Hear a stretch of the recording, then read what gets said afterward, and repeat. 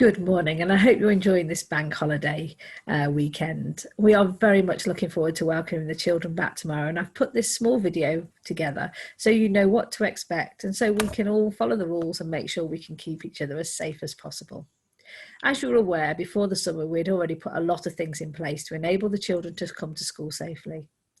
Throughout the summer holidays, we've been assessing our procedures alongside the government guidelines, which were being amended as late as yesterday. So I apologise for the lateness of the video, but if I can tell you that new government guidance came out on Friday night, was taken down on Friday night and then put back up on Saturday, you can see that we've all been working towards a deadline, but we are very clear that we want to follow the government guidelines to keep everybody safe.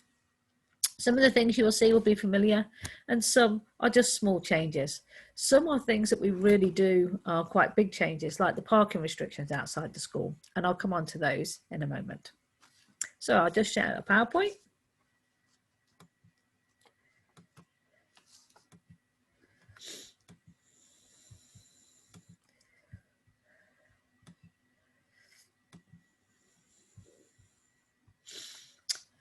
Okay, so returning to a school, what do we know to need to keep each other safe? If you can enter the school through the gate nearest to your child's class, that is great, because that obviously what we're trying to do all the way through this guidance is try to minimise the contact between each other. All the children will enter their classrooms through their normal doors, and again it'll be the same as normal. We'll be asking you to come on time, not early, not too late, so that children just can come in, go into their classrooms, and you can then leave. Children are having different start and end times, and that is in order to try and again reduce the number of people on site, and obviously the smaller the number of people, the easier it is for all of us to keep our distance and to keep ourselves safe. So there are the times for your year groups. Now, obviously, if you've got siblings, so you've got brothers and sisters in different year groups, that can cause a problem. And we are doing something slightly different to what we did last in the summer. It will be the same, that the children will come at the earliest time of their siblings. So if you've got a child, for example, in year 1 that starts at 8:40 and a child that starts in year 4 at 8:55, then the year 1 and the year 4 child will come to school together. They will both enter into their own classrooms at 8:40, and the teachers are ready to receive all the children from 8:30, for that's the earliest time that children can come in. And then what we're asking for, if your child doesn't have another child, if you've got a child who doesn't have another sibling in the school, then they will come at the time that's stipulated there on the left. And there it can tell you where they go, which is the place which is nearest to their classroom entrance. And again, there's the end times at the end. And you can see that, again, some people have, some classes will have different end times for the same reason. So we can stagger that, minimise the number of people on site. And again, if you've got siblings, that could cause you a problem, and some people have asked us for where they've got siblings in other schools, and we've been able to adapt and that for those people. So if there is other problems, just let us know. But on the whole, what we'll be saying is please come at the time that's stipulated for your child on there. So if they're a year 1, you'll come at 3 o'clock, collect your child from the playground and then leave. And again, if you've got a child who 2 children in different year groups, then for example you might have a child in year 1 again and a child in year 4. The year 1 child will stay with the teacher until 3:20, so you can collect them both at the same time. And we've gone for the earliest and the latest in order to minimise the impact on education. We are, as I'm sure you are, already aware that the children have lost a lot for no fault of their own, and we don't want them to lose any more. And obviously a child leaving 20 minutes before the end of the day, with my teachers working the children, every second counts, that's what they go with, they would miss out quite a lot. So if you can fulfill those, that would be great. So there you go. Start of the day, brothers and sisters can enter at the same time through their own door. Please come at the earliest time, and at the end of the day, collect your child at the latest time from their classroom. Now, this is quite a big change, and this is really what people need to be aware of in order to prevent quite a lot of issues tomorrow morning. So the local authority have put parking restrictions quite rightly outside our school in order to keep us safe. I'm sure everybody who has been at our school before knows what New Parks Crescent is like at the start and the end of the day, and it is only a matter of time before people get hurt. So there is cones there now, so there is no parking on New Parks Crescent, and you can see from this on the left that this is not a school drop-off point. So what we're asking is, if you can, where possible, cycle, walk, scooter, don't mind what. If you've definitely got to come by a car, if you can park a little bit away from the school, definitely knowing that there's no parking on New Parks Crescent anymore, then and then walk, that would be great. I'm sure when we get used to it, there's going to be quite a lot of issues. So if you can park as far away as possible and walk, I think that'll be the easiest for everybody, easiest for you, definitely in your stress levels. So there's the new parking restrictions. Entry and exit to the school is exactly the same. The driveway is two-way, but if you can keep to the left, going up and down, and that enables you to keep 2 meters. These arrows on the left are 2 meters apart. So if you are queuing to go into reception because you need to speak to the office staff, then if you make sure that you stand on one of those arrows, then you know that you're 2 meters apart. Again, for the Key Stage 1, we've got an entry and exit. It's quite narrow, and so again, be mindful, wait patiently. I'm sure that in fact, you were brilliant at this before the summer, so I don't really need to go over it, but I think it's all about being very considerate and giving each other space. Going into the Key Stage 2 playground, we've made that one way. It was one way before the summer, and that's because it's quite narrow as you go in. So you'll go in through that gate, but then you'll leave through the driveway, which gives you sufficient space, unless you've got a pushchair, and then you can exit through that door that way, so that you don't have to manage the pushchair down the steps. But again, just be mindful at the places where it gets narrow, just to wait patiently to let people through. If your children are coming on a bike, brilliant, that is great. We've got our bike sheds already, and we're looking, if we get lots of children coming on bikes and we need more, then we will look at putting out some more bike racks. Bikes only can use the driveway, so they're not allowed to come across the field path anymore, and obviously they're not allowed to ride them on the school grounds. And if they do ride them on the school grounds, they will be asked to walk to school rather than ride their bikes, and that's in order to keep us all safe. So indoor looks quite similar to what you've seen before. We've got our one-way arrows. Luckily, we are very fortunate. Our corridors are wide, and we have reception. What we're saying with reception, because it's quite small, that only one person at the time at the window. So if you can wait outside if there's somebody already in there.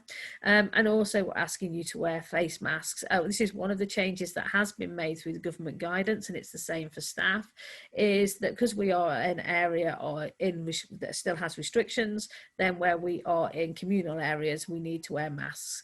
The teachers won't be wearing masks in classrooms, and to teach in, that's not recommended. In fact, it's advised against, but they will be wearing masks when they walk the children up the corridor, because obviously their biggest risk is each other and adult to adult transmission.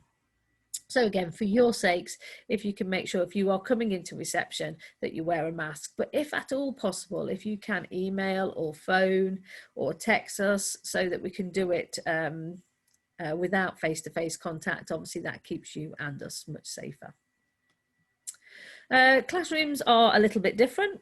As you can see, the classrooms are forward facing. We were having children having their own workstations before that, and that's when we were doing a rota system, but obviously now we've got 30 children back, we just don't have that space. And so the government guidance is that all children will be back, and for classes where possible, that they are forward facing, and that's the same for all of our classes from year 2 to year 6. Year 1 is slightly different, and that's because we're continuing through EYFS, and that's because they lost their summer term. So some of their tables are grouped in order to allow for the role play to occur, which is an important part of their development, and that fits in with the government guidance too. But on the whole, for classes year to 6, they're all set out as below, and we're asking the children to bring in their own water bottle, and that is really important, because we don't want to be washing water bottles. We've got to look at all the way through minimizing the impact of this on our staff and our children.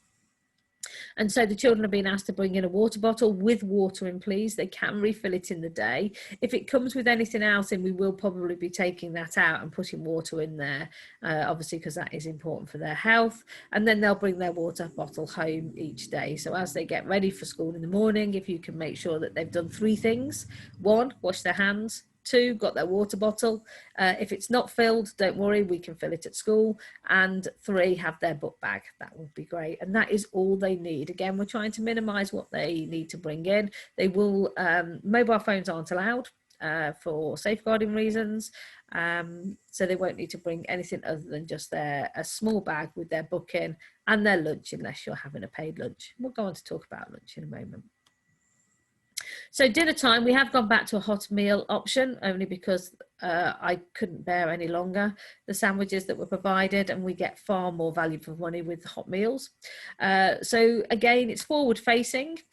So some of the children will sit on the left, and some of the children will sit on the right, and they will maintain sitting in their year group bubbles, and within their class bubbles. So how we've set it up, on the whole, that each child is in a year group bubble, apart from year 6, where we've got 5 classes and an extra 30 children. So what we've done in there, we've divided year 6 into 2 bubbles of 2 classes, so that they have the same number of children as in a year group bubble. However, we've also, and as many times as possible, are keeping them in class bubbles where supervision and learning isn't hindered. And so they're always in their year group bubble and almost always in their class bubble. And that's to minimize the impact for if or when we get a positive case. Because if we get 2 positive cases within a bubble, then we'll be talking to public health, who may be saying that we need to isolate that bubble. And so the smaller the number of the children in it, the better it is for the disruption to both you at home and us at school. So dinners, you can pay. If you're free school meals, brilliant. If you qualify for free school meals, can I really ask you to make sure you go online and do that? Because if we do go into a lockdown again, there was lots of benefits for people who were free school meal children. And so that was really good. So it is really worth it, even if your child normally gets a meal, because they're in foundation year 1 or year 2. So foundation year 1 and year 2 always get a free school meal at school. Unless they choose to bring sandwiches, they can, but a hot meal will always be provided for them, and they have a choice. They will have a choice of two meals to choose from. However, they are not benefit related free school meals. So on the lockdown, when it was looking at anybody who was free school meals having £15 food vouchers going home to the families, not all of those children got it, because unless they were benefit related, and we had to, all it is a quick email to the LEA, they will check it out for you and they will let you know if you're benefited related. So worth doing. But everybody in foundation year 1 and year 2 will automatically get a hot meal.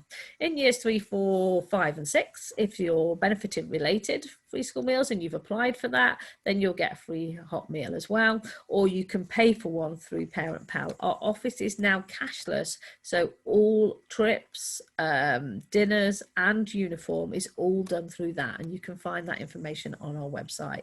And if you're not sure, drop us a message through Facebook or through our text, or give the office a ring tomorrow, then they will sort that out for you. So hot meals are an option, again, all forward facing.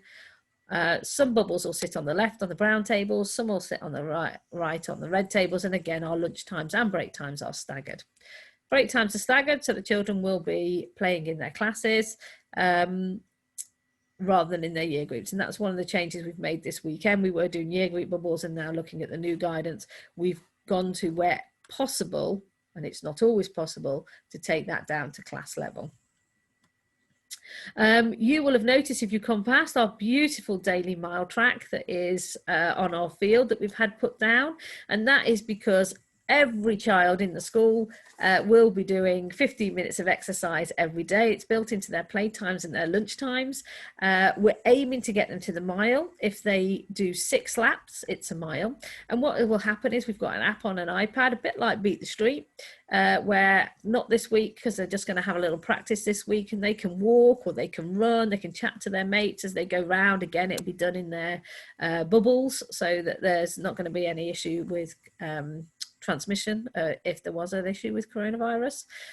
And they will either at their break time or their lunch time, whenever it's been scheduled, they will go and spend 15 minutes exercising, obviously. And from next week, they will have a card with a barcode on it. And every time they go past the teacher, they will flash that onto the iPad, and that will record how many laps they've done. And so we'll be able to see which children have gone the furthest, which children are most improved. So for example, you might do 3 laps in the first day, and then in 3 weeks' time, you might be doing 6 and have worked up to your mile, or you might be already being able to run a mile in 15 minutes. So the children will be able to see themselves improving, not necessarily being betted against each other. And then we'll be able to see which children have done marathons when they've done 26.2 times 6 laps. I'm not going to work that out for you, but it's a great thing that we've done, and hopefully that will help us get us all fit, including the teachers, including me. So that's a daily mile. Toilets are all unisex, and again, that's to avoid transmission. So each class has their own toilet. So you can see there's Mrs. Page's. The boys and girls will use the same toilet area, but obviously all toilets have got cubicles in them, so the doors can be shut, and so people can't go in. There's 1 bubble for 1 set of toilets. In fact, for most, it's 1 class per 1 set of toilets, except for in year 1 and year 2. And all year 1 will be in 1 toilet, and all year 2 will be in another. But obviously, that'll be well supervised by our staff. Plenty of soap, and there'll be plenty of hand washing going on throughout the day. We're asking you to get them to wash their hands before they leave home. They'll wash them when they come into school, at break times, at lunch times, before PE. And so all they'll need to do is to make sure when they come home, if you can make sure they change out of their clothes and they wash their hands. And again, that will help you keep everybody safe in your household.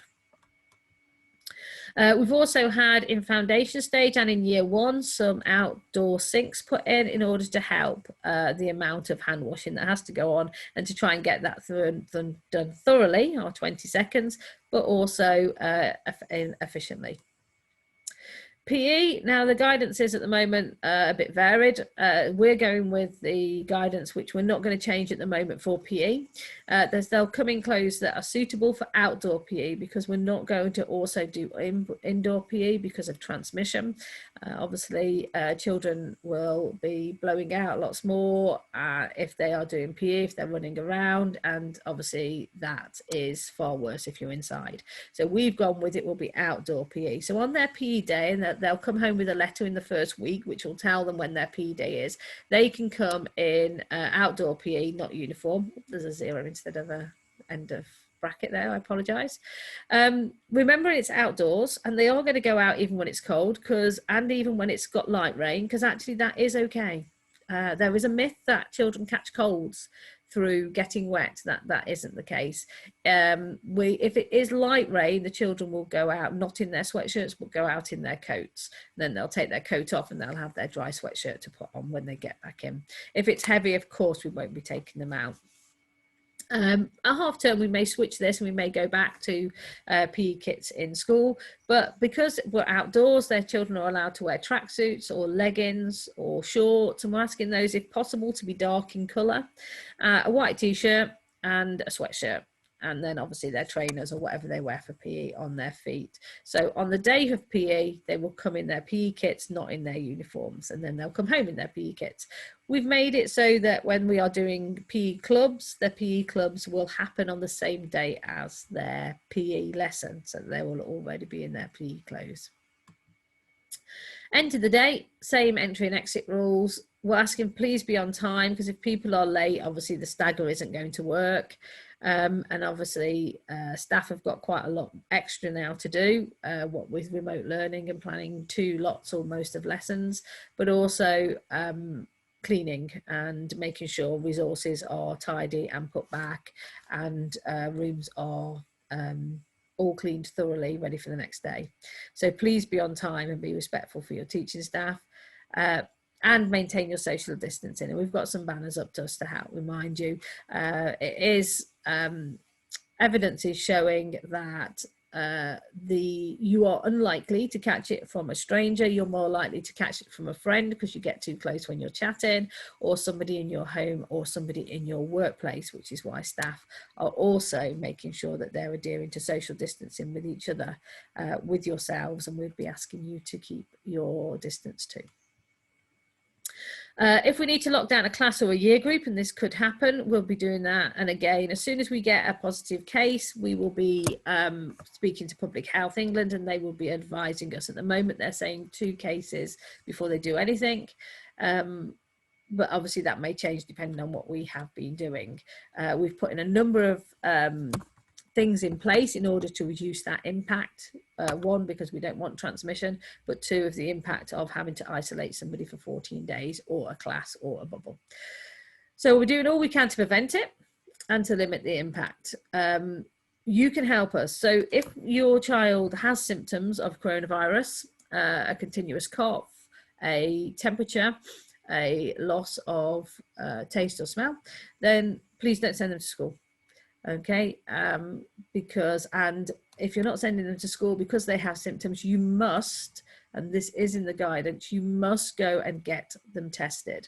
So you can't just say they've got symptoms, I'm just going to see how they're going to go. You must get them tested. If they come to school and they develop symptoms during the day, what we need you to do is ensuring you can collect your child quickly from school if they develop symptoms. There's some fake news going around that we're going to take your child and we're going to keep them for 14 days. We're not, that's completely fake. What we will do is we'll take them to a room with a member of staff. We will sit with them whilst we wait for you to come, isolating them from the class. The class will be moved out of the classroom and we'll clean it, even if it's just symptoms at that point, just in case. We'll be asking you to get a test done straight away. And there's lots of testing places in Leicester. That's one of the benefits of being in a restricted lockdown area. So get in a test if you or your child has symptoms, and please can you let us know the result as soon as you get it so we can take action. So if it's negative, tell us. If it's positive, please tell us, because it's really important, and we're keeping very detailed records, and we need all that information when we talk to Public Health England. So that's how you can help us. Home learning is going to be very different, and a massive change all the way through on the government guidance is making sure that now we have had time to plan, that we make home learning, if we did need to lock down, much higher quality. To be fair, I think actually staff at Parks did an amazing job, and many of you parents at home did an amazing job. We have seen some fantastic home learning.